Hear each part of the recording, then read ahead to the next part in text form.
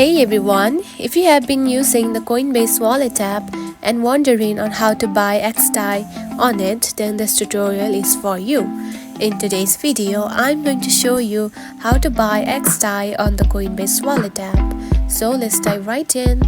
First of all, find the Coinbase Wallet app on your home screen. Now open it. After opening the app, you will see something like this on your home page. Now tap onto the search bar at the top just right here. Then type xDai just like this and search for it. Now here you can find the coins of the xDai. Now tap onto one just like this. Now here you can find the buy option at the middle just right here.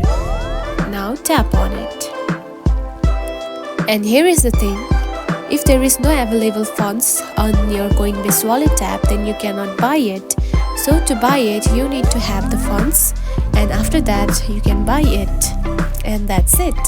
This is how you can buy the xDai on the Coinbase Wallet app. If you found this video helpful, don't forget to like and subscribe for more tips.